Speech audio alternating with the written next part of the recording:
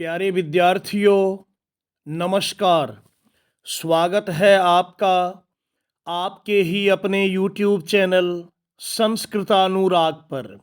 विद्यार्थियों, आज मैं NCERT द्वारा संचालित 8वीं कक्षा की संस्कृत की पाठ्य पुस्तक रुचिरा तृतीयो भाग के चतुर्थः पाठः सदैव पुरतो निधेहि चरणम का अध्यापन कार्य सरलतम विधि से कराने जा रहा हूं।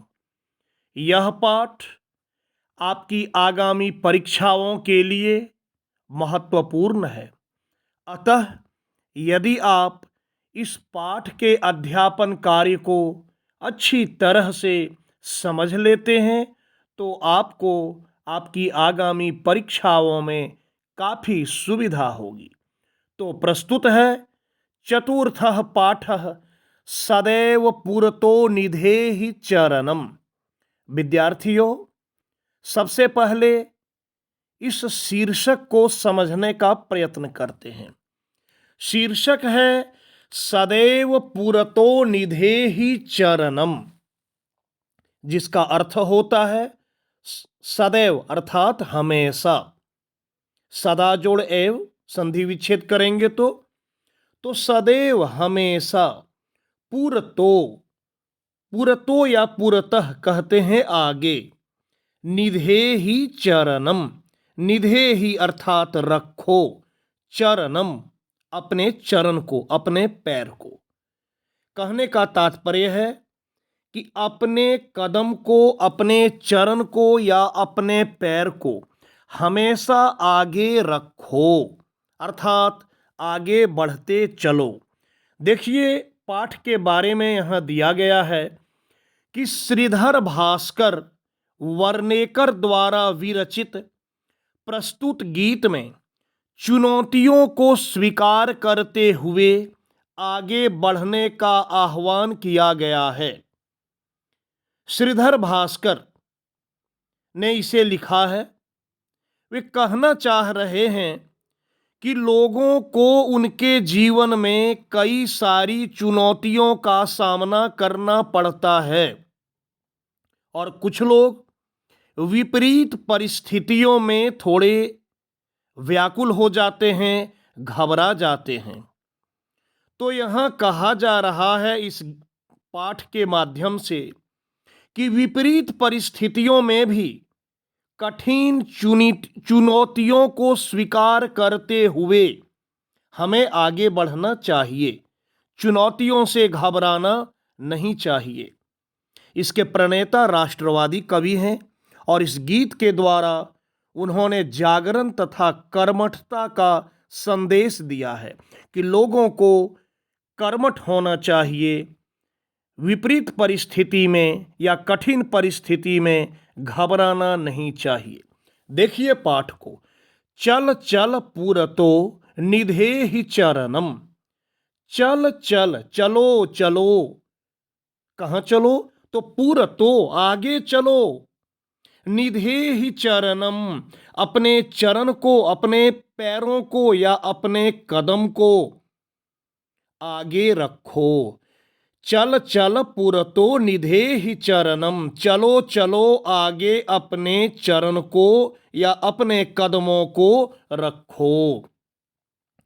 सदैव पुरतो निधेहि चरणम, हमेशा अपने चरणों को, अपने कदमों को आगे रखो, अर्थात आगे बढ़ते चलो। गिरि शिखरे ननु निज निकेतनम।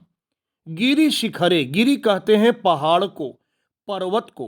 शिखरे, शिखर अर्थात चोटी, पिक। कि पर्वत की चोटी पर ननु निज निकेतनम, निज मतलब अपना, और निकेतनम, निकेतन कहते हैं घर को। पर्वत की शिखर पर अपना घर है। विनेव यानम नगारोहनम। विनेव, विना जोड़ एव, यानम, यान वायुयान एरोप्लेन को कहते हैं। तो विनेव यानम, बिना यान के, नगारोहनम, नग कहते हैं पर्वत को, पहाड़ को, क्योंकि नग, नौ का अर्थ होता है नहीं और गौ का अर्थ गमन करे। तो पहाड़ एक जगह स्थिर रहता है, वह एक जगह से दूसरे जगह नहीं जाता है, इसलिए नग पर्वत या पहाड़ को कहते हैं। तो कह रहा है विनेव यानम नगारोहनम, बिना यान के ही पर्वत पर चढ़ाई करो, पहाड़ पर चढ़ो। बलम स्वकीयम भवति साधनम, और इसमें पहाड़ पर चढ़ने में वायुयान की सहायता की आवश्यकता नहीं है। वहां सहायक क्या होगा, साधन क्या होगा? बलम। किसका बल? स्वकीयम, अपना। बल अर्थात ताकत, शक्ति। स्वकीयम, अपना, अपना बल, अपनी शक्ति। भवति साधनम, इसमें अपना बल या अपनी शक्ति ही साधन होती है। सदैव पुरतो निधेहि चरणम, हमेशा अपने चरणों को, अपने कदमों को आगे बढ़ाते चलो, आगे बढ़ते चलो। पथि पाषाणा विषमाः प्रखराः, पथि, पथि अर्थात रास्ते में, पाषाणाः, पाषाण कहते हैं पत्थरों को, पत्थर को कहते हैं पाषाण। यहां कहा पाषाणाः बहुवचन में, कि रास्ते में कई सारे पत्थर आएंगे। विषमाः प्रखराः, और असामान्य, रास्ते में कई बड़े बड़े असामान्य प्रखर पत्थर भी मिलेंगे। हिंस्राः पशवः परितो घोराः, और चारों ओर कई सारे हिंसक पशु भी मिलेंगे।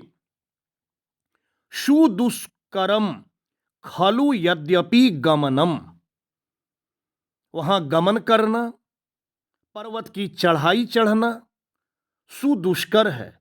सुदुष्कर का अर्थ होता है कि जो कठिनाई पूर्वक या कठिनता पूर्वक संभव हो सके।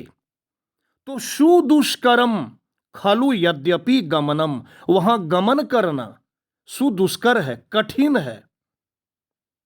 सदैव पुरतौ निधेहि चरणम, फिर भी हमेशा अपने चरणों को, अपने कदमों को आगे बढ़ाते चलो।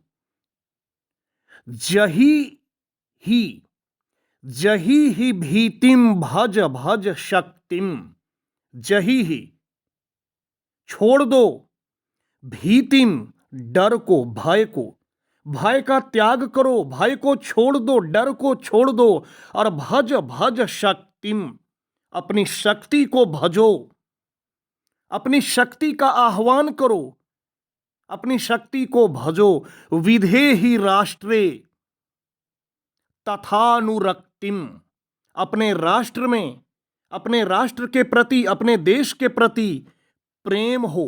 अनुरक्ति कहते हैं प्रेम को।